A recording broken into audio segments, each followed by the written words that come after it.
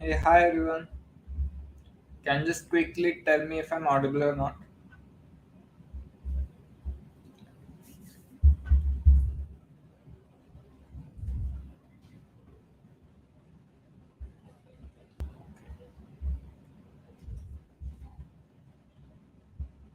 Okay, give me a second.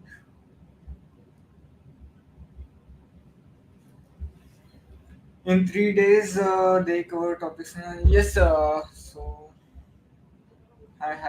We will further audible. Yes, thank you for that confirmation. So, hi guys, I'm Sandesh. I am here to help you with your attendance assignment and how you can get your certificate at the end of the day three. So, I'll be here for like max 5 minutes. Then I'll explain you how you can mark your attendance and all the things. Then I'll leaving this session and Saurabh Gupta, our sir, for our SQL Essentials Bootcamp will be taking over, right? So let me share my screen.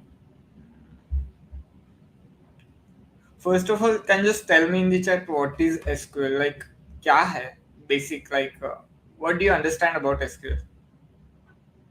Mm,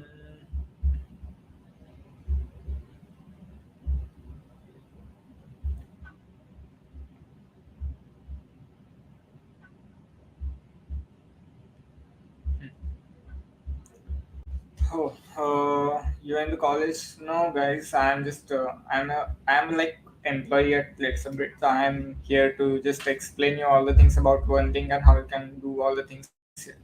So basically, a tutorial kind of thing for 3 4 minutes. It's a query based language, okay. Database management techniques, okay. Query language helps to manipulate out data, okay. Application used for storing data.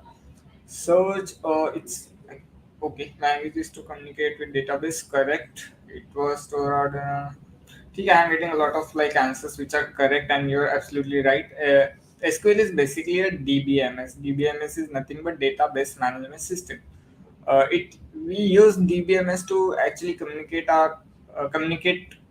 us, like communicate computer with your database. So if you want any database, if you want to extract or store any database, we use SQL queries, right? This is a basic SQL thing. Now tell me what is like full form क्या है SQL का? SQL, what does it mean? HTML we know, okay, HTML hypertext. Okay, I'm just forgetting all the things I have learned in my college. So I think it's hypertext markup language. Yeah, I got it right. So just tell me about SQL. What is the full form of SQL? Structured query language. Okay. Oh shit! I just pronounced it, so everyone knows the answer now. But yeah, you all of you who are commenting are right there. You're right. Structured query language. So all the best, all of you who are going to learn SQL, which is actually the base and core. You can say the hulk of database. If you want to learn any like data science, DSA, anything, you should know. You must know SQL. So all like upcoming 3 days, you'll be learning SQL one from our like one of the finest teachers in Let's Upgrade, Saurabh sir. So for now, as you can see my screen, just give me a second. My camera angle is not that good. I think it's good now. Yeah. So here you can see on YouTube there is a small description. If you're watching on PC, laptop, mobile, any device, you'll find this description here. You just have to go here and click on this registration attendance assignment Elephant link. So I'll just show you this link, right? So when you click on this link, you'll be redirected to a My Program tab of Let's Upgrade. So if you are registered in this program, you'll get a direct access. If you're not registered, you just have to let me show you that. I think I'm not registered for this program. I'll get a pop-up, right? This pop-up, if you're not enrolled, if you're not registered, you just have to click on enroll me. You'll get a sign up. You can say pop-up too if you are not signed in our platform, right? So after this, you just have to refresh, close this. Okay, there is some issue with mark attendance. Let me solve that first. Give me a second, guys. I'll just do one thing. I'm just fixing that mark attendance button. So many of you might not get that mark attendance button right now. Was that 7 August? Yeah. Just give me a second. Shreyas, I'm just fixing that. Maybe there is a technical error by one of our team members. So uh, give me just a second. Till then, you can just tell me like what are you doing right now? You're a college student. If you're a college student, what are you doing? BSc IT, BSc CS, BCA, B.Tech. I think to learn computer science, we have a lot of you can say threads or many ways to learn computer science. Which of the way you are right now doing? Like most of you might be like engineer, CS, CSC kind of thing, right? Okay.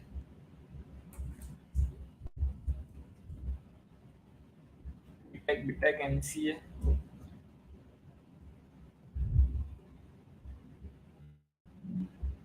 Okay.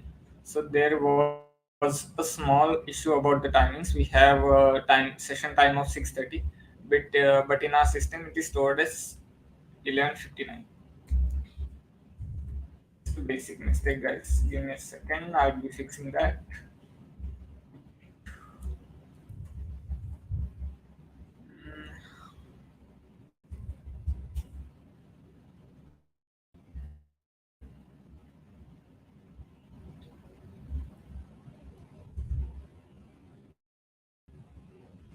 BCIT, BCSC, BA from arts, no worries, yeah. If you're from BA, BCom, any field, if you want to switch to IT, then you should be learning basics first. And you're choosing the right platform to learn basics because here you are going to learn from an expert who is actually working in the industry. So okay, now here in our one link, you can see a mark attendance button right here on day one. Just have to click on this.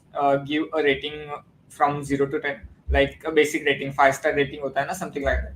So you can say if you love this session and you're learning a lot of things like from us, then you can click on 10, and you can refer our essentials program to your friends. So like I think this is currently we are going through a friendship week kind of thing. So you can share and show them the love you have with your friends, right?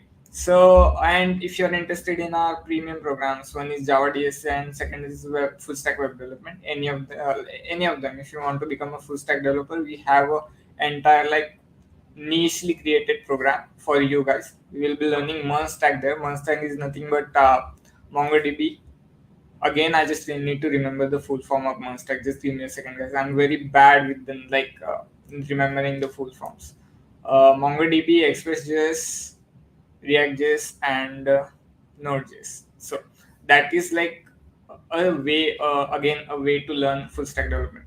So I'll be interested in Java DSA because this is actually a very good program. What we are offering for 3 months, you're going to learn live from again an actual developer. But here on YouTube, you are not communicating that much because you are as a virtual audience who are typing in the chat box right here. But in our paid programs, we have a one-on-one teaching session. So like Zoom, we have our own platform, what we call Lisa. There you can just ask direct doubts to the trainer if you have any. You can unmute, you can like and ask the doubt, like ask your doubts directly to them.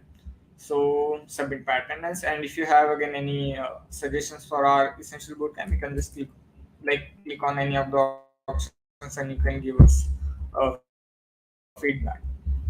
So again, I just need to refresh. Now you can see my progress is 33.33%. Now when I mark my attendance daily, when I submit my assignments on day 2 and day 3, I'll be getting that progress up and up. So when I get 50% or more progress, I'll be eligible to download my certificate.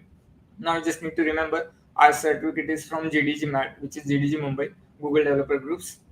Then we have NSDC and ITM group of institutes. So you can add this like particular certificate in your LinkedIn, on your resume or CV, and it will be like valuable to know that recruiter that you know this kind of skills and you have a certificate from authorized, you can say, brands, right? So to like unlock your certificate and download your certificate, you just need 50 LU-coins. Now how you can earn that? When you mark your attendance, like automatically you will be getting 10 LU-coins for 3 days. That is around 30 LU-coins. And if you submit your assignment on day 2 and day 3, you will be getting 10 LU-coins again. So just by attending this bootcamp and doing your task, which is assignment, then you will be good to go and download your certificate, right? So I hope I'm clear. Let me just see your chats and I'll be leaving. Can we? Yes, you'll be getting certificate. You just need to mark your attendance daily. Register if you're not yet. It's not working for me. Mongo Express React Node. Right, Gaurav. Thank you. Start the session. B.Tech. Okay, I'll be starting the session. Let me invite our trainer for this session, Saurabh sir. Hi, sir. I think my like screen or webcam is a bit lagging. I'm not You're able audible. to. You're audible. Am I audible? Can you hear me? Yes, you're audible now. I thought you're not audible. So I'll be taking you. Bye bye, Saurav sir. You'll be like taking this session ahead, and I hope everyone will learn SQL like the best way they can, and like doing all the things practical and all. Saurav sir will guide you throughout the session. Bye, sir. Bye bye. Bye bye, Sandesh. Thank you so much, buddy. And can you also share my screen if that's possible? Yep. My yeah. Thank you so much, Sandesh. Thank you so much. Okay. Okay, then good evening, guys. Good evening, everyone. I can see a lot of familiar names and a lot of new names. So, first of all, good evening to everyone, the old ones and the new ones. Okay, my name is Saurabh, and I basically am a web developer and an app developer. So, I almost use all the things that I'm going to be teaching you on daily basis, and I'm really hoping that I'll be teaching you a lot of things today and in the next 2 days. And I really hope that you guys are excited for this SQL session, because if you complete all the assignments, if you practice everything in 3 days, we can actually cover a lot. I saw someone putting a question, right? uh, what was that? Can we complete the whole SQL in 3 days? So first of all, see guys, thing is like you cannot complete the whole SQL in 3 days, but yeah, we can complete a lot of stuff. Okay, every day it will be of 1 hour, it is of 3 days, and every day it will be of 1 hour. Okay, someone asked me which company. I work for LetsUpgrade, so I train for them, and I also develop applications for them, and I also develop applications as a freelancer for a lot of companies. I train in corporates, so I train in companies like Deloitte and Bajaj. So I have trained people from there as well. Okay, so good evening once again, guys. I really hope that you guys are excited. Please show me some excitement in the chat, everyone. Are you excited for today's course, everyone? Please. No issues, Sumit. I'll try to cover up that 15 minute at the end of the session. Let's see if we can do that. At least I'll try to take 5 or 10 minutes extra so that I can cover up the time that we have lost. So yeah, show me in the chat, guys. Are you excited? And also, please, please, please like the session if only if you like it after some time. No issues. I'll try my best. Okay. So let's go. And yeah, please don't forget to like the session, guys. And also don't forget to subscribe if you're new. And now let's get started. Okay. So welcome to SQL Essential, guys. Now, before directly starting with SQL or MySQL or anything related to SQL, what I would like to do is, because I know there are a lot of people in the chat or a lot of people watching who are completely new to SQL. They don't know anything about SQL. There might be some people like that, right? So what we will do is we will start everything from scratch so that you get to know, first of all, where exactly this SQL thing is going to be used, what it does, right? How to organize it, how to open it, where to start writing the code for SQL and all that stuff. So let's go, guys. Let's go. And I've opened the Jamboard where I'm explaining you where exactly in the whole application development process SQL is used. So that will just take 5 minutes and we'll try to understand the whole application development process. Okay. And if you're confused at any point, ask your doubts. I'm reading all your chats. I'll be answering you continuously. Okay. So let's go, guys. Let's start. Everyone, please focus for the next 20-30 minutes. Please focus here. Okay. Now, I don't know about backend. No issues. No issues. Now is the time to learn. So we are starting with backend only. SQL comes under backend, executioner. So don't worry, buddy. Your name is quite good, executioner. So yeah, let's go, guys. Let's start, everyone. So now see, we know that in the IT world, everything revolves around application development, right? For example, if I have to mention, in IT world, you might at least know these words, right? That some people are called as developers. So some people develop applications. Some people are called as testers. So they basically test applications, right? Some people are admin. They work in DevOps. Their job is launching and monitoring the application. That means whatever job you have, either you're a designer or a developer or a tester or a DevOps engineer, whatever you are, in IT field, your life is revolving around applications. Now, when I say applications, that means it can be anything. It can be Notepad, it's an application. It can be a website. It can be a mobile app. Everything revolves around application, right? That's what happens in IT field mostly. That means creation of application is one of the most important things if you want to do anything. So first of all, guys, before we start with anything, we'll just try to understand what is the process of creating an application. Okay, and we'll connect this idea to SQL in future. So now, whenever someone wants to create an application, the idea goes like this. An application is always divided into two parts. You can always divide into two parts. Again, guys, when I say application, I'm talking about everything. Web application, website, desktop application, mobile application, anything. Anything. Every application is divided into two parts mainly. The first part is what we call as front end. I know you know the second part. The second part is what we call as backend, right? Every application is divided into these two parts, front end and backend. Now, let's open a sample like, let's say, flipkart.com, because it's an application. Okay, Flipkart is an application. Apple.com is also an application. If I open Facebook in my mobile phone, that's also an application. Correct? Yeah, yeah. SQL is also used in data science, Durgesh. Yes, yes, buddy. Yes. I'm going to talk about that as well. So let's say this Flipkart is an application, right? Now, whatever you see here, this images, this text, all these stuff, right? So this text box, this button, everything, this is what you call as a GUI of the application. So whatever you see is called as the GUI of the application, or you can mention graphical user interface. So let me just mention here GUI or UI, graphical user interface or user interface. So whatever you can see, that thing comes under front end, whatever you can see. So now the languages that you might use for creating the GUI are also considered as the front end languages or the front end technologies. That's simple. And also, see, when you click on this button, here we go.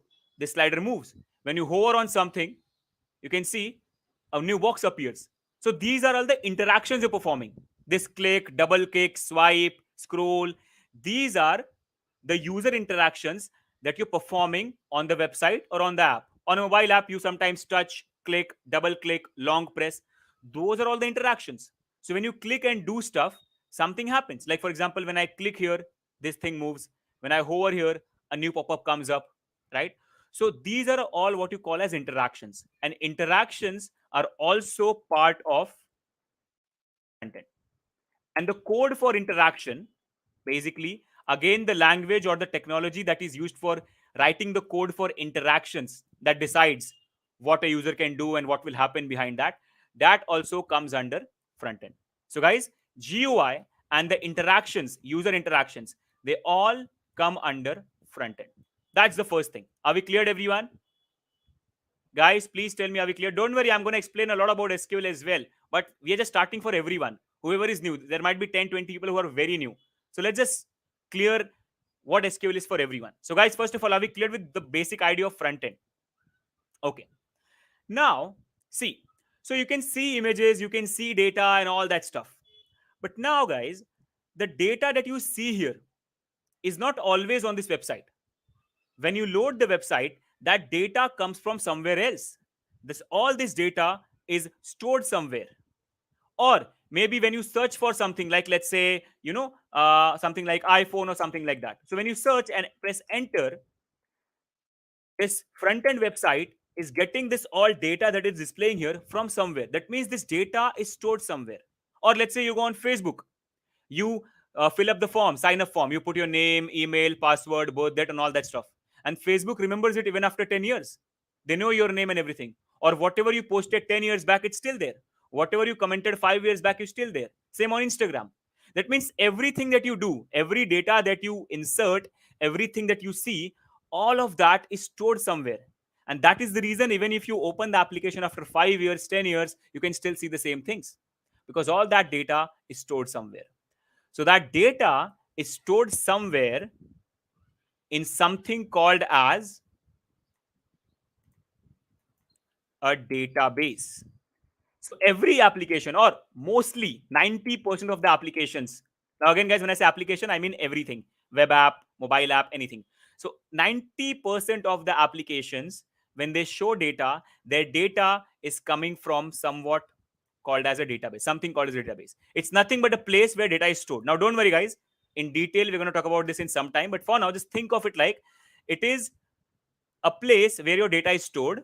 And whenever the front end needs it, it can ask the database and get it. And whenever you fill up a form, it can ask the database to store it. So database's job is to get data from front end and store it. If the front end requires data, give it to the front end. All that is job of a database. But it doesn't happen directly.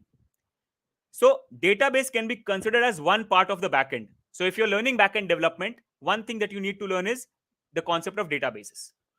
Second thing that comes under backend, which is very important, is one layer which works as a mediator between the front end and the database. So front end cannot directly interact with database. So front end sends if front end wants something, like let's say front end wants to view display products. So first of all, front end has to ask to database. So what front end will do is front end will send a request to this layer. This layer is what is here. A lot of coding functions are written in some language. Now that language can be Java, that language can be JavaScript, that language can be Python. I don't know. It can be any language. A lot of functions are written here, and every function has its own job. One function's job is to access database and get data. One function's job is to create a new user. One function's job is to post a new comment. One function's job may be filter out data. So there are a lot of functions.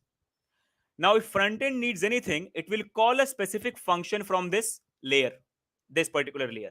And that function, inside that function, some code is written which will access the database and do that stuff and get that data, and then it will be again sent back to front end. And that's how the whole interaction works, guys. You fill up a form here, click on submit. That form's data will be sent to this layer. Here a function will be written. That function will take that data, check it, do stuff, and put it in database. And again, send a response that it is done. So this layer where you have a lot of functions which talks to the database and handles the request coming from front end, this layer is what you call as API, which stands for Application Programming Interface. Okay, an interface where there are a lot of functions, a lot of programs, and which are handling the request coming from front end and dealing with databases in the side. So this API and database together, they form what we call as backend. So if you want to learn backend development, that means you need to learn how to work with databases and how to also work with APIs. Then you can become a complete backend developer. So guys, that's how an application is made. Now it can be anything. It can be a mobile app. What's a server? I'll tell you that. Don't worry. I'll tell you that. See, basically, if I have to tell you what's a server, see. Now let's say you have created this application, right, in your PC. Now I have created this application in my PC. Now, if the application is the whole thing is in my PC, only I can see it, or I can show it to some people. What if I want to show my whole website, my front end, back end to the whole world? Now my PC cannot do that because my PC is very, with minimum features. So first of all, guys, remember a server is also a computer. If some, like Utpal has asked, what's a server? A server is also nothing but a computer, but with high-end features like TBs of RAM, TBs of memory, and all that stuff. And it is continuously online. Now, if needed, you can also make your PC a server, but you have to keep it online continuously. Or if it goes down, the site will go down.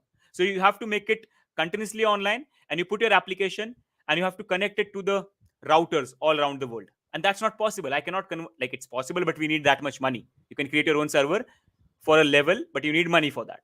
That's why we go for sites like GoDaddy, HostGator, because they have those systems which are very big and continuously online. So I call them, I say, okay, fine, I want this much space, 30 GB for 20 GB of space on your big computer. Can you give me that? They tell me, okay, fine, you pay 140 rupees a month. I'll give you that. So I pay them 140 rupees a month, and they give me 30 GB of space on their computer. And I move all my files from my computer into their computer. And because their computer is live and continuously online and connected to the whole world, people can see my website. That's how the base logic works. Okay, that's how the base logic works. Now, if in future, if I get time, I'll show you the exact thing what happens. Okay, so a server is also a computer, but it's continuously online and it's serving an application, or it can be anything. It might be serving a file. It might be providing files to someone. It might be providing application to someone. It might be providing anything. It can be providing images, so it becomes an image server. It might be providing application, it becomes an application server. Anything, guys, anything. A server can provide anything. It depends on the creator. Can we call Google? Yes, why not? Every cloud can be called as a server, Rohit. Yes, that's actually the correct answer. Yes. Okay. Because you store data and you access things from there and they respond and they are online, right? How to convert our computer to server? See, it's a tricky task initially, but you can create a router. You can have a router with you, not create a router. You can have a router and you can make it online, and your computer and a lot of different computers can all connect to the same router, right? And then your PC can act as a server in that case. You can download a server software, right? There are a lot of softwares you can download. You can just check the router's IP address and then access anything. But that will be a very small server. Okay. So guys, let's keep that for a second, okay? Because we'll talk about that when we actually start some essential related to that. But again, I think if you have confusion, I'll still answer it. Don't worry. But again, now guys, this is what we're talking about. This is for any application. Now, what we want is we want to zoom into this area. We want to zoom into this area and understand what actually is going on here. So let's go to next page. And now let's zoom that. So as I said, we have a database. Okay, so let's call it as DB. And we have an API layer. And as we said, there are a lot of functions here. And this API layer communicates with the database, right? Now, here we go. Now, here is the main thing, guys. Okay. Guys, please focus. Don't worry. I'm going to tell you everything. Everything. Okay. So, now this database is nothing but a software. This database is nothing but a software, or it can be a file as well. Okay. See, guys, as I said, database is nothing but a place where you're going to store your data. Now, it can be anything. It can be Excel file. It can be a notepad file. It can be a CSV file. But those are not very good options because those are not very good in storing and managing data. If you're planning to manually do things, then they are good. Then Excel is good. Then Access is good. Then Notepad is good.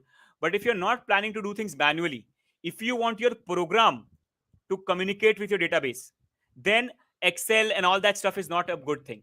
That's why we go for softwares provided by some good companies like Microsoft, Oracle, right? They provide the softwares which can work as a database for you. Is that clear, guys? Where you can store data properly, insert, delete data, update data, manipulate data. You can do everything with data there. Okay, but as I say, guys, you can also use a notepad as your database, but that's not a good option, right? You have to do everything manually, and that's something you don't want. That's why you go for the softwares which are available online for free, or some people provide it paid. It depends on your budget. It depends on what kind of software you're making. Okay, now, and also, guys, there are different kinds of databases. Like, see, Excel stores everything in tabular format. Notepad will store everything in comma format. So every database has a different way of storing and manipulating data, right? So there are various companies available which provide database.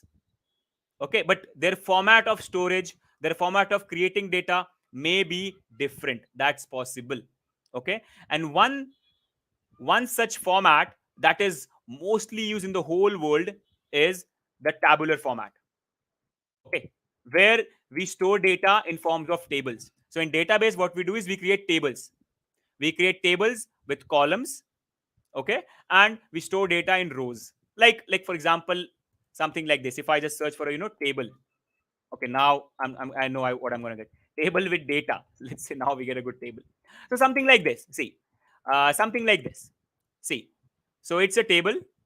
It's having columns. You can see 1, 2, 3, 4, and this is all data, right? So there are databases which store data in tabular format. There are also databases which store data in object format or document format. There are also databases which store data in key value pairs. So there are different kinds of databases. But when I say databases, that means all of them are databases, but they store data or they manage data in different ways, right? So one of the most common formats is gonna be tabular format. It is one of the most common and one of the most famous formats used for storing data. Okay, so such databases which use tabular format of storing and managing data are provided by some very famous companies like Microsoft, like Oracle. And there is also the free one available, which we call as MySQL. Okay, these three are one of the most common database systems available which work with the tabular format. You might have heard of MongoDB. MongoDB is a database system which stores and manages data in object and document format, right? So it's up to us. Postgres also works in tabular format. Postgres comes under this category only. Okay, so Microsoft SQL, Oracle SQL, MySQL, Postgres SQL all come under tabular. They use tabular format. MongoDB uses object format. There are some databases which use graph format. So there are different ones, and you can choose anything, guys. Up to you. Whatever you want to learn, whatever your company is using, anything is fine. Is that clear, everyone? Yeah, no SQL, exactly. This MongoDB is no SQL one. Okay, yes. But in our course, as you're learning SQL, we are going to be using the tabular format database.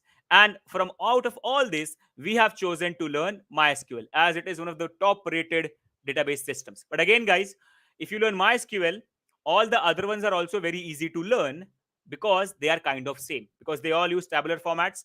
There might be little differences here and there, but 90% they are same. Trust me, 90% they are same. So if you learn one of them, you can learn any other one. Okay, so if you learn MySQL, learning Oracle SQL, learning Microsoft SQL, which will be very easy for you. Okay, cool. Now then, we can remove MongoDB from here as we are not going to learn that format in this. So we can just uh, delete it. Now, very important thing. That means now we'll be using either of this or most probably MySQL, okay, to create tables in this database system, to create data, to update data, to delete data. Now, see, guys. Now, the first thing that we need to do is, which is better, I think SQL has a little edge over MongoDB in some cases.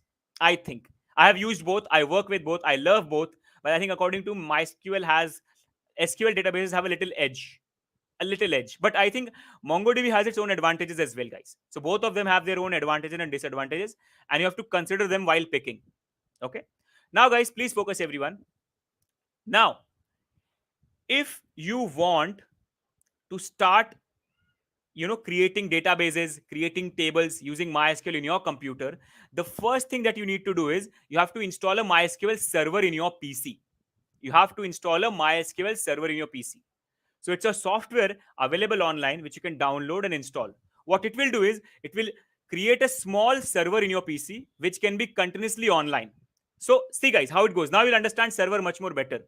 So you have to install a software called as MySQL server. Once you install it, a server, like a small piece of software or a computer, will be installed in your PC. Inside that, the MySQL application will be continuously running. Because the server is continuously running, so the MySQL application will also be continuously running. So you have installed this in your PC now. Now, yeah, XAMPP server can also do anything. So, but XAMPP is like much more than that. XAMPP also gives you not only MySQL, it gives you few more softwares. But we only need MySQL. That's why we'll only install MySQL server. So once you install it, you can start the server, and inside that server, my MySQL software is running, and I can communicate to it. Now, guys, here is the very important thing. Please focus, everyone. Now, to communicate to it, there are many ways. We can use our command prompt, CMD, to connect to it. So we can connect to the server and we can communicate with it. We can use our programming language like Java or PHP or Python, any language, and write code that will help us to connect to it, right? Or you can use softwares like, graphical tools like Workbench. Workbench is a tool which will help you to connect to the server and work with it. That means what I'm trying to say is MySQL is only one.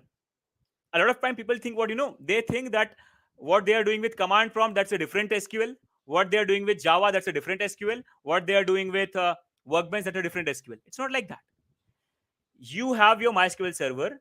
You can connect to it via CMD. You can connect to it via your coding. You can connect to it via your Workbench, which is a tool which helps you to write commands in a much more better way. That's it. That's all.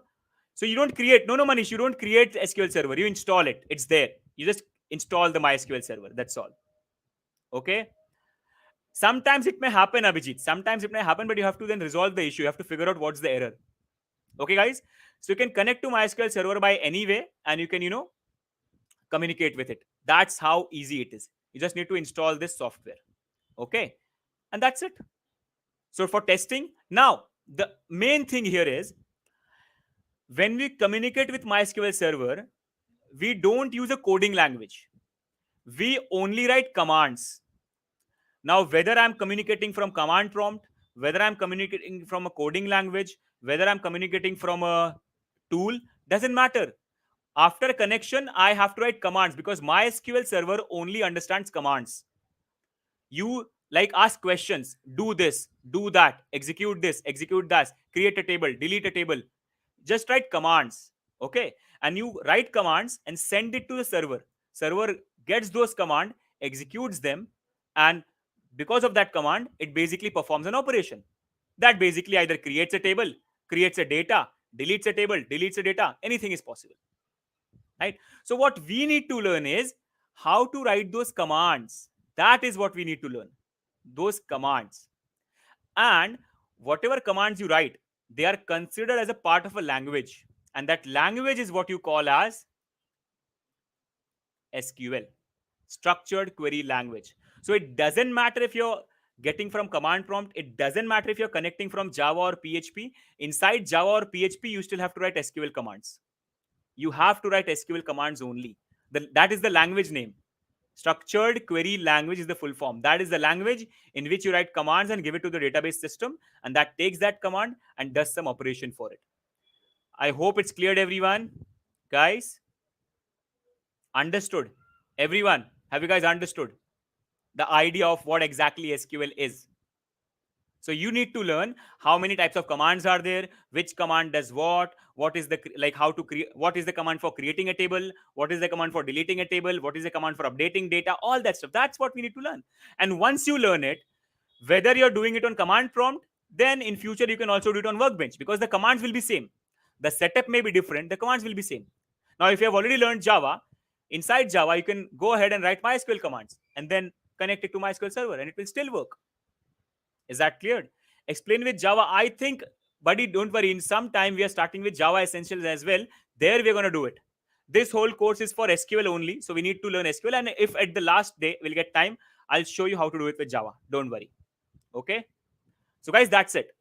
So, what we need to do is we need to install this MySQL server in our PC. But as I said, we don't have a lot of time for today because we have already used a lot of time. So now, just for learning the commands, we can use an online server, which is already there, online MySQL server. But tomorrow when you come back, I will have a complete setup and I'll show you how to install SQL. Will that be fine, everyone? Don't worry.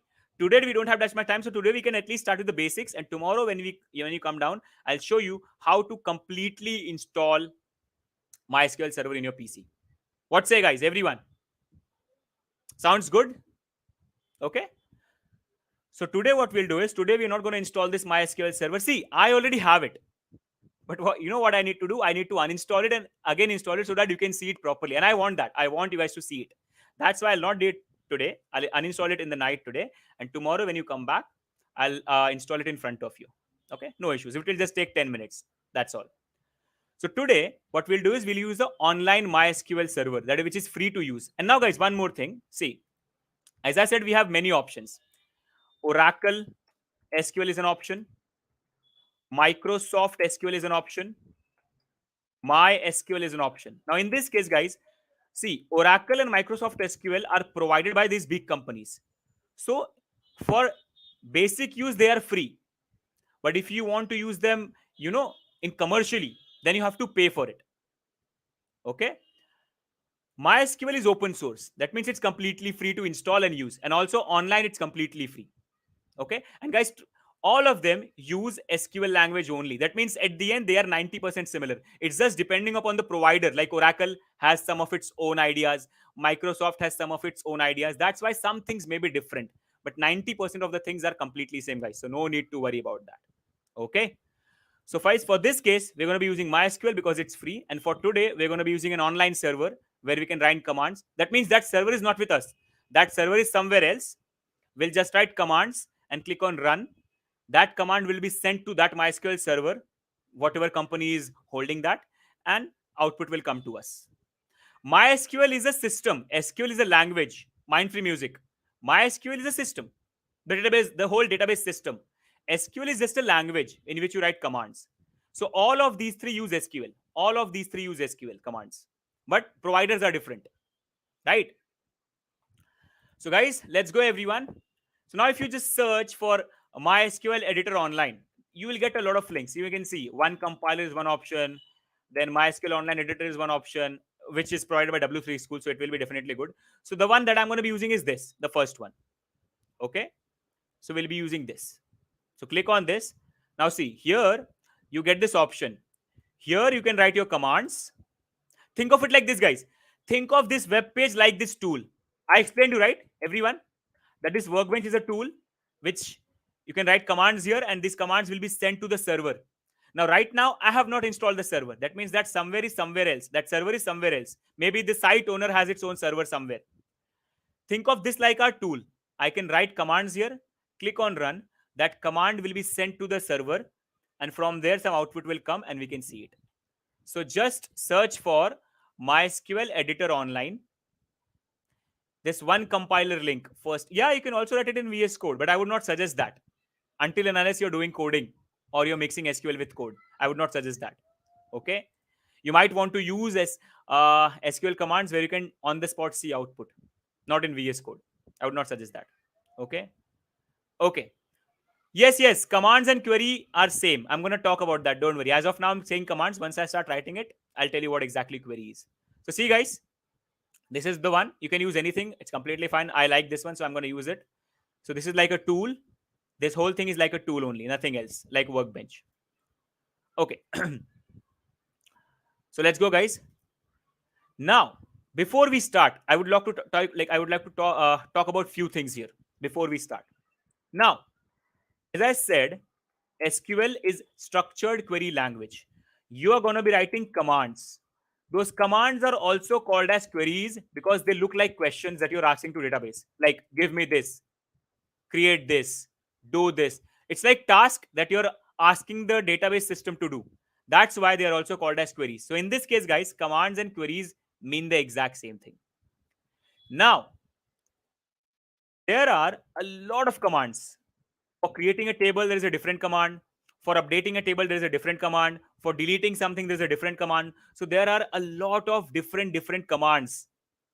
And guys, based on the different commands and what they do, they are divided into some categories. Okay. So as I said, see, think of it like this. There are total 50 commands, but they do something. And based on what they do, they are divided into categories. Okay. So the categories, the main 4 categories, there are 5 categories, but the main 4 are something called as DDL, which stands for Data Definition Language. Inside this category, commands which work on table are there. For example, there is a command called as create. It comes under this category. There's a command called as drop. It comes under this category. There's a command called as truncate, which comes under this category. There's a command called as alter, which comes under this category. So these are the commands. They work with the table. Now, guys, see, table is nothing but a structure in which the data will be stored. So table is not the data. Table is just the structure in which the data will be stored. So table is like the definition where the data will be stored. That's why the language is called data definition language. They only work with the scheme, what I can say, they only work with the system like tables and database. They don't work with data. That's why they come under DDL. Okay. The next that you have is DML. This is called as data manipulation language.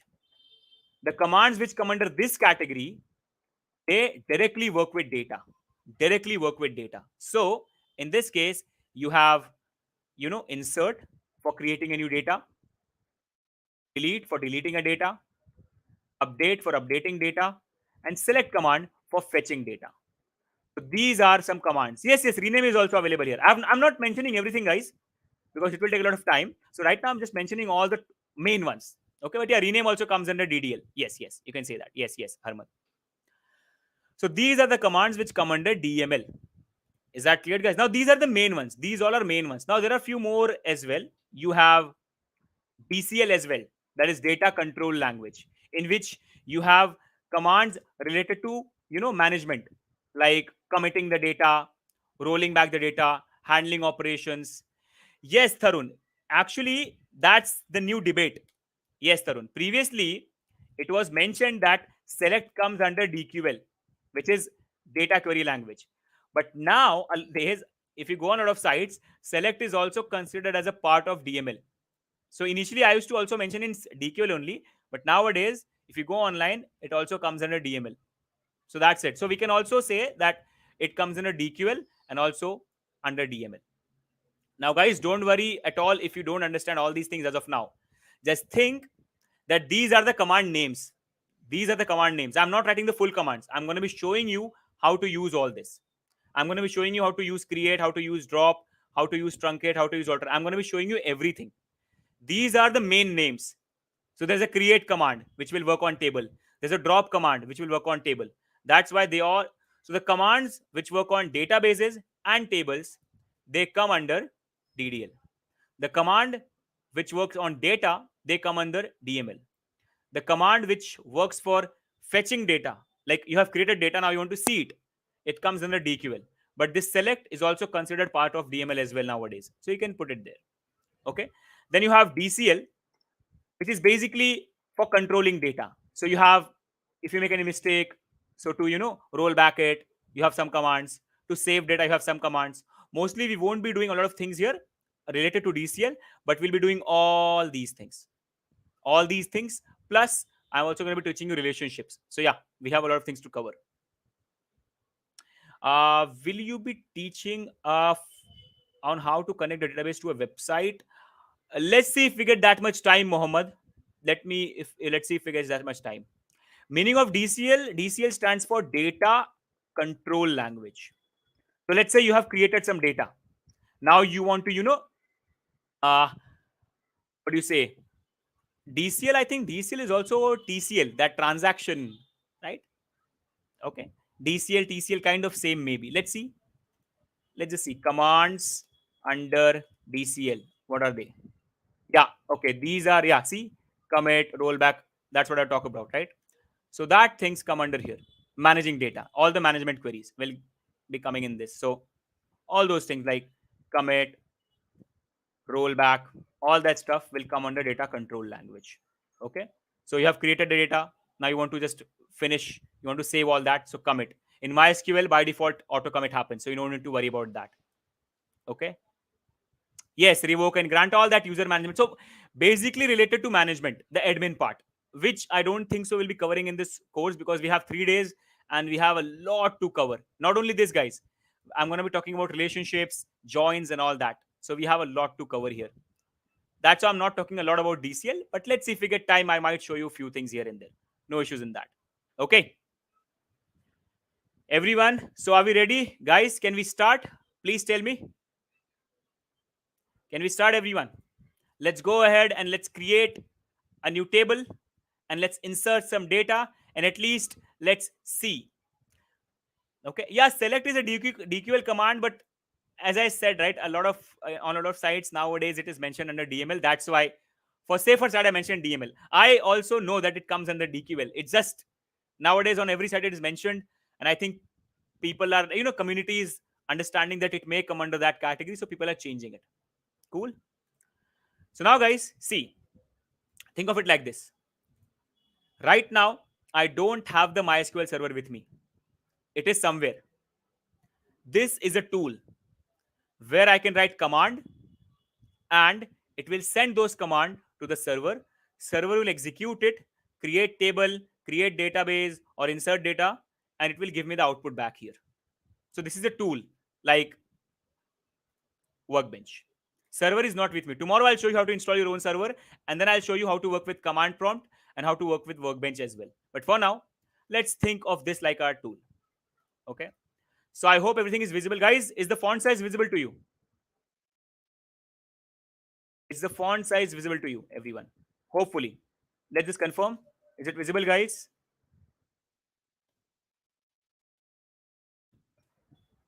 Please confirm. Hopefully it is visible. No. Okay, let me zoom it a little bit.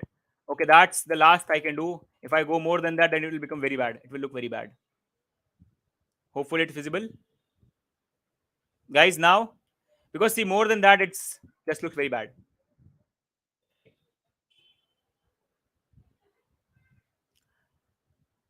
Okay, let me do one thing. Let me use the server that I already have, but tomorrow I'll still show you how to use. What say, guys? Let me use the server that I have. Okay, cool. Let me use. So now what I'm going to do is I have a software called as Workbench. Okay, which is exactly like this web tool. Workbench is a software. I can connect this Workbench software to any database system in this world. So guys, Workbench is not your MySQL. Workbench is just a software where you can write commands. That's all. You can connect it to any database system in the world. Okay. So I am connecting it to my SQL server. So see what I'm going to do now. Guys, please focus. I will click on plus. Now tomorrow I'll show you how to use it, but for now I'm using it. So I'll click on plus. Okay. And here I can give it any name. See, command prompt is a command prompt. The problem is it's not a good editor. So if you write something, once you enter, it's gone. Right? It's a black screen where you just write commands, and if you enter, it's gone. Workbench is like a text editor. You can write commands here, but it will be saved and they will have different colors. Okay. So now, guys, what I'm doing is I'm connecting my Workbench to my server that I already have installed. Okay. So I'm going to just do connected. Tomorrow I'll show you the whole process, but for now, let me just connect it. So let's say new con, I'm giving the name to connection. My server port number is 3307 and my host name is this. Test connection. Let me put my server password and successful and okay. Now I have created a connection. Now I'm asking my Workbench to connect to that database system that I have in my PC. So click on this and it is connected. And see, I have a blank screen. So guys, I am now connected to my database server, my MySQL server. This Workbench is connected. And now here I can write all the commands. Just like this. Here also I was going to write commands. If I click on run SQL, it will send that command to the MySQL server. Same thing. Here I'll write commands. And if I click on this icon, which is run, it will send that command to the SQL server. It will run there. And from there, some output will come, which I can see here. That's what's going to happen. So let's go, guys. Now, the first thing that we need to do is we need to create a database. We have the database system with us, and a database system can contain a lot of databases. So the first thing that we'll do is we'll create a new database, fresh database. And guys, a database is nothing but a place where you can create your tables. That's all. A database is a place where you can create your tables and keep your data. That's all. So let's create a database. So the command for creating a database, guys, is create. I hope you can see it, everyone, the font size. Please confirm. Is the font size visible, guys? Please tell me. I'm just checking if I can increase it from somewhere. But you guys confirm that first. Is this font size visible to you? Okay, let me just see if I can increase it from somewhere. I just want to see where is the setting. I forgot. Okay. I think for everyone it's visible. Okay, then we can go ahead. That's good then. So guys, create. So as I said, guys, for creating, you have which command? Create. So that's what it means. Create. Now mention. What do you want to create? I want to create a database. So mention database. Space. What do you want to name it? You can name it anything. Just make sure it doesn't have a space. The name should not have a space and it should not start with a number. So let's call it as LUSQL. That's all. LUSQL. You can name it anything, guys. I'm just naming it as LUSQL. And that's it. A semicolon is a very good thing to have. Now just select this. Select this. Okay, not visible. I forgot where is the settings. Let me just see if I can. Okay, wait. Um, um,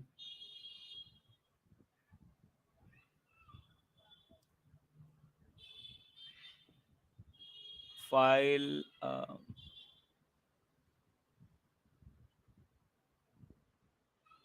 Okay, now I think I have not used Workbench in a lot of time. I cannot see the setting to increase the font size. I don't know. There should be somewhere. How am I unable to find it? What is this? Yep, I think it's here. Good, good. We got it, guys. We got it. We got it. Maybe. SQL editor. Where is the font size? Oh, maybe this is not it. Yeah, fonts and colors. SQL editor result set. Okay, I got it, guys. I got it. Let me make it 24. Hopefully, then it will be visible. Hopefully. Or let me just make it 22. I think 24 will be too much. Okay, is it visible now? I think nothing happened, right? Maybe I need to restart it. Let me just do it. Uh, a lot of work, right?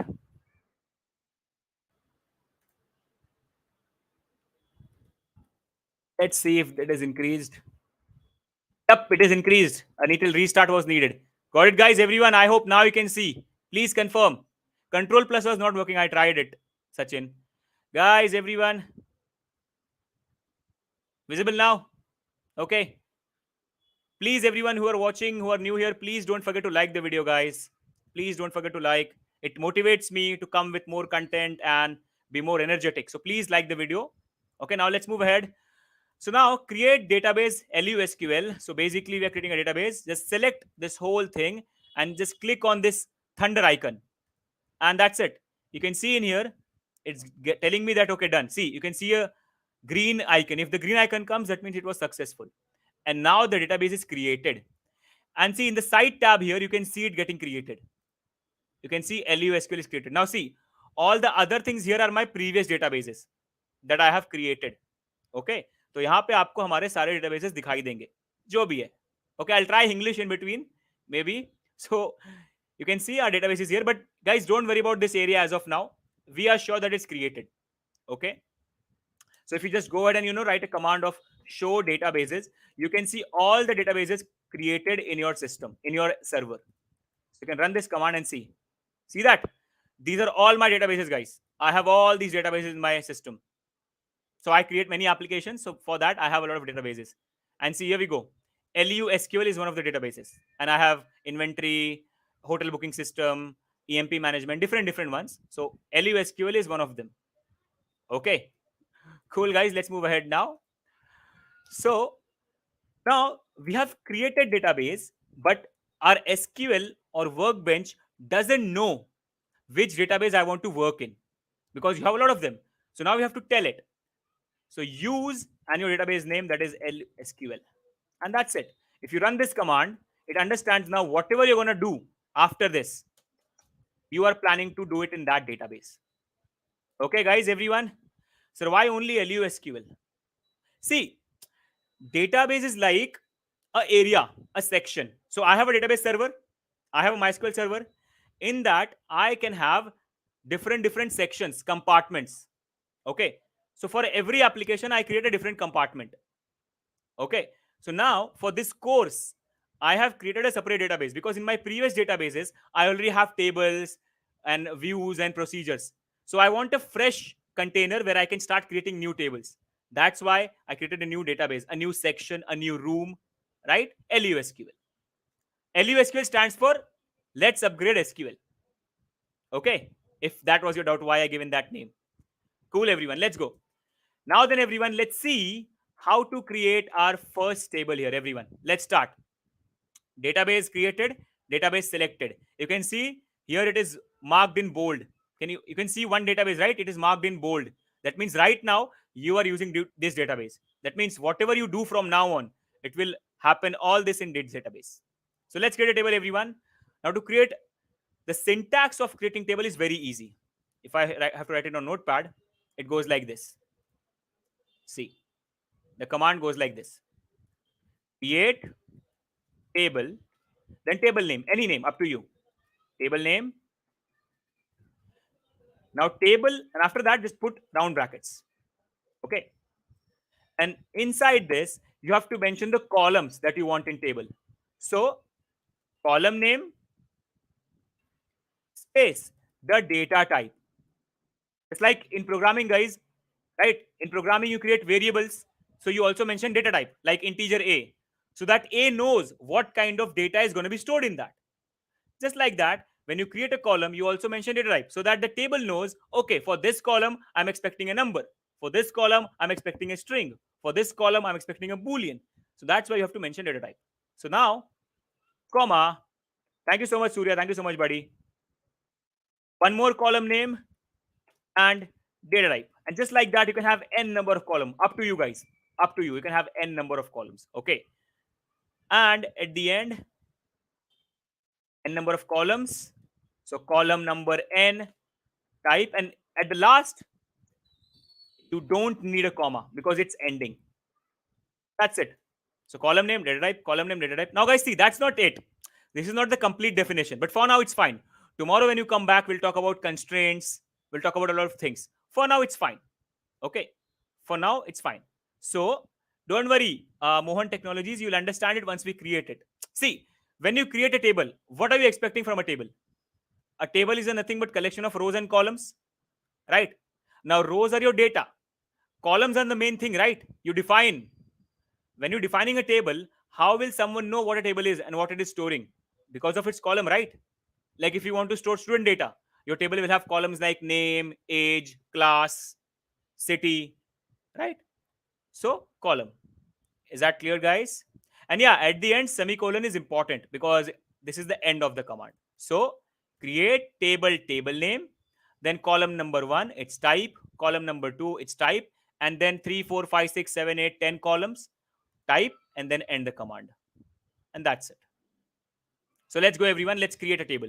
Let's create a table called as student for now. So create table students. Now, see, guys, personally, I like to always name my tables in plurals. So I never name it student. I always name it students. Why? Because in this table, I'm going to be storing data of many students, right? So that's one of my personal things that I follow always. Okay, I always name my table in plural, and I think that's a very good approach. So you can also follow that. So create table students. Now the first column I want it to have is name. So name, and now the type here. Now see, name is a string. So for string, the type that you have in MySQL is called as varchar, which is variable character, which is again kind of like string. And in these brackets, you can mention the maximum limit allowed for the character. So I can mention 30. That means 30 words, 30 alphabets maximum, 30 letters maximum, not more than that. Then comma, okay, comma, I can have, let's say, age. Now, age is a number. So for this, we'll have a type of int. After that, let's say I want city the student lives in. Again, city is string, varchar. And the max we can have, let's say 20, right? And what else? We can have a date of birth for the student, DOB, and the type can be date. That means I'm planning to store a date. And that's it. This is my last column. So after this, close the bracket, end the command. Now see, guys, if needed, this could have been written in a single line like this. A lot of people get confused if I write it in multiple lines. You can write it like this, but it becomes very long, right? Is that clear? It becomes very long. And if you have more columns, it will become so long that it will be tough to understand. That is why it's always better to go with this option. It looks much more clearer. It's still a single command. Okay, I can see some people asking the difference between varchar and varchar2. Think of it like this. You have given name varchar 30. Now let's say you insert a name only of 10 characters. So what will happen? The memory was blocked for 30 characters and you only gave 10 characters. So the other 20 characters will be reserved still. But when you use varchar2, if any extra space is left, that is released then. So if you have given size of 30, but only 10 is getting used, so the 20 will be released. So that's actually a better way of doing it. Right now, I didn't do it because I wanted to stick to the basics. But that's the difference between varchar and varchar2. Is that cleared, Mohammed? Fez, is it clear, buddy? Hopefully. So guys, I'm not going to give space. That's how you create a very simple table. Now, one very important thing one very important column is there that you should always have in your table. Now see guys, I have name, I have age, I have city, I have DOB. Okay, see if what is not clear, the answer or the screen. Chandu, please can you tell me what's not clear to you?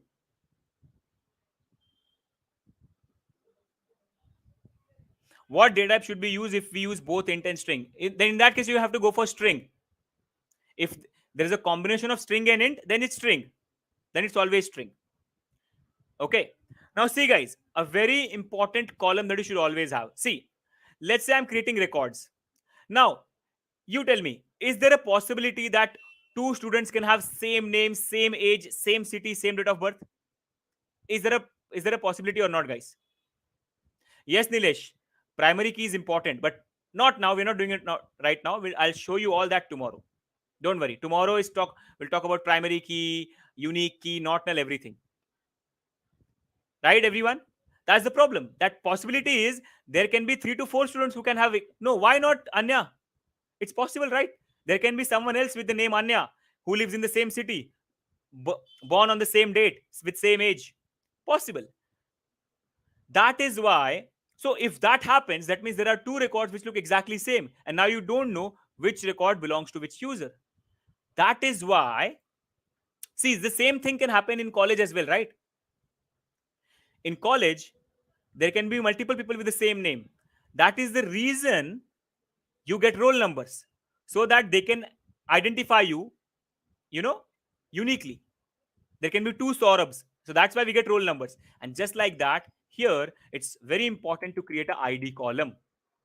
ID, and I'm going to be putting integer in that, so it will be 1 2 3 4 5 6, like that.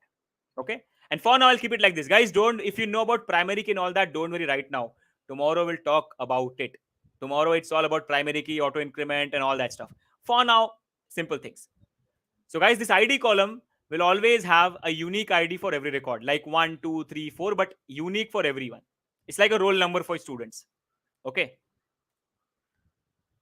why name has blue color and others not?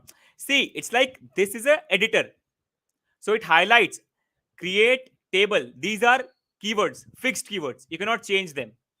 Students is my custom name, ID is my, okay, you're talking about this name, right? There is also a name keyword available, but in this case that won't affect it. But there's also a name keyword available in SQL, that's why it's blue. Okay, that's why it's blue. There's also a name keyword. So right now SQL is thinking that that name is the keyword, but it won't affect us in this case, so it's fine. Now guys, let's execute this. Select the whole thing and execute, and yep, successful, green mark. Now to see if it is getting created or not, you have a command called as DESC, which stands for describe. Okay, no guys, right now I'm not making it primary key. If you know it, don't worry, tomorrow I'm going to talk about it in a little detail, what exactly is primary key. Right now I'm leaving it. Tomorrow we'll talk about that in a detail. Okay, so DESC is the command. Describe and mention your table name. What this will do is, this will completely describe the table, and you can see all the stuff in the table, the columns, the types, and everything. So if you just execute this command, can you see that, guys? Here it's telling you, oh, you have ID field, type int, null, yes, name is there, age is there, city is there, DOB is there, everything is there. Is that clear, everyone? So all the columns are there.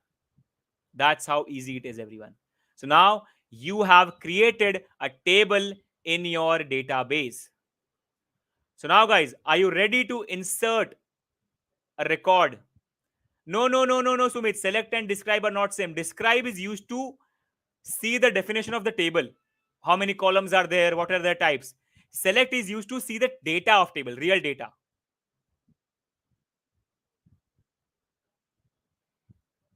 So trying writing create table command. No, it will not work. If you guys, if you don't use the use command and create table, it will give you an error that right now you have not selected any database. So if you don't select any database, the command won't work. Okay, cool. Now then guys,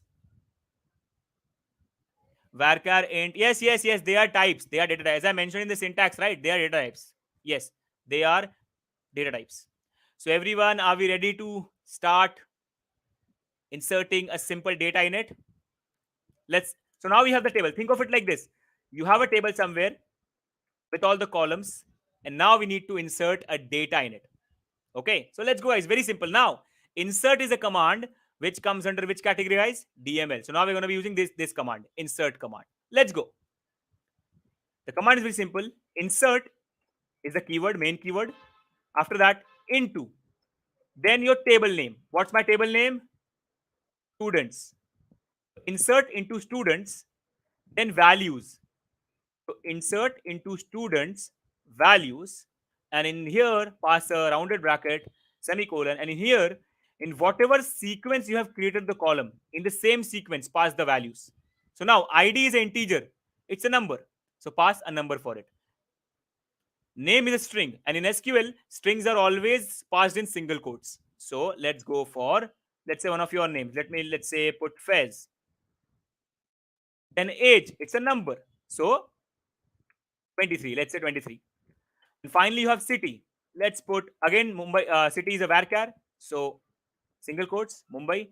And date is also inserted as a string, so single quote. But now I actually forgot the format of date that MySQL follows.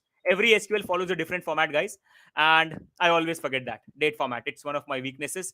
So let me just search date format in MySQL. Just want to know. So MySQL follows which date format? Oh, it follows YYMMDD. That's all I wanted to know. That's all, guys. So you have to mention it like this. So if the birth date is, let's say, 2001, so 2001 first year hyphen mm. So mm, yeah, you can also go with double quotes. It's allowed, but I think you should go for single quotes because that's what they say while explaining. I don't know if double quotes. Let me see. I never try it, but I think it should be fine. Yeah, it should be fine. Yeah. But normally what they mention in their official websites is always single quotes. So guys, first you have to mention here hyphen the month. So let's say month is 03, which is March, right? March, right? Jan, Feb, March. Yes. And let's say the date is 23. Okay. That's it, guys. So I'm inserting this new row or this new record in this table. So numbers should be in directly available. String and date should be in single quotes or double quotes. And now let's execute this command. And done. You see the green mark. Now it's created. Now let's just insert one more. So ID 2. Let's say name I put as Bhargav. Age, let's say I put as 21. Let's say Pune. Sorry, not Pine. Pune. And let's say 2005, something like that. April 7th. Let's insert this. And that's it. Okay, Bangalore, I'm really sorry, buddy. I'm really sorry. But that is actually good, right? Because tomorrow we will update from Pune to Bangalore. So it's a good update command. That's good. Okay. So now, guys, we have created data. Now, how to see it? So now to see it, everyone, what we need to do is we have to use this command, select or select. Both are same. Okay. So let's go. So we have to mention select. Then you have to mention the columns. But if you want all columns, you can just mention star. Star means all columns. Select all columns from table name. So this will show you the data of all the columns from that table name. So just execute this and here we go. Can you see that, guys? A well good looking table is formed where you have your name, age, city, date of birth and ID, all that stuff.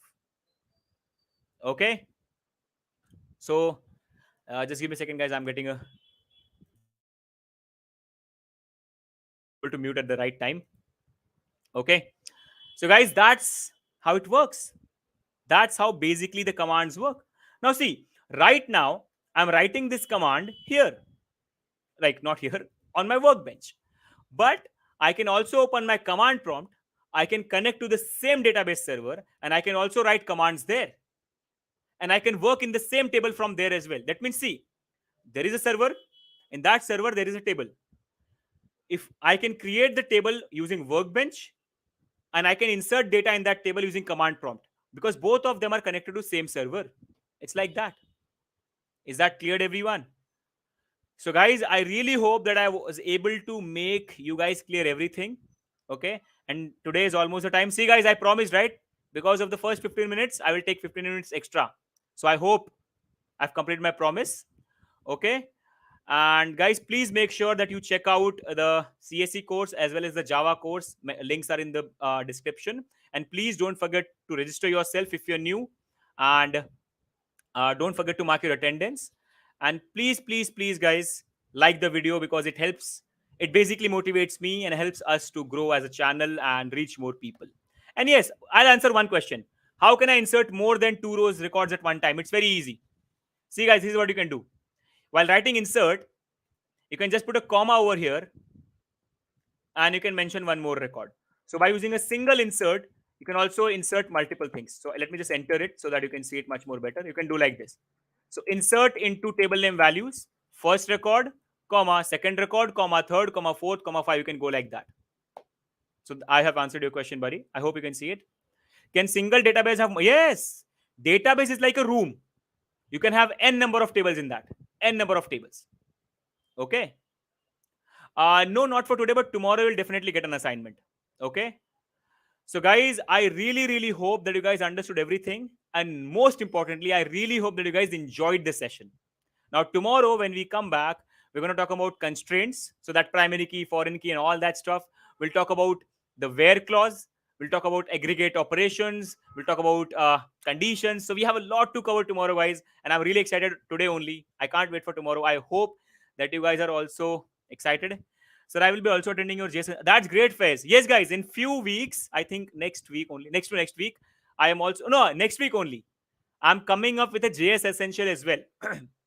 So we're excited. It's one of my favorite languages. Please also inform your friends and you also join so that we can learn a lot of things there as well. So yep, guys, that's it. I hope you enjoyed. Please let me know in the comments and please like the video before going. Okay. And please subscribe if you have not subscribed. And that's it, guys. Yes, thank you so much. No time to dive. Die. I'll do that. Definitely. Time is done, right? So we have to do that. No issues. Okay. Not null is required, but we'll do that tomorrow. Charisma. We'll do that. Okay. So that's it, guys. Thank you so much, everyone. Bye-bye. Have a great night, everyone. I'll see all of you tomorrow exactly at 6:30. See you tomorrow, guys. Bye-bye. Good night, guys. Good night.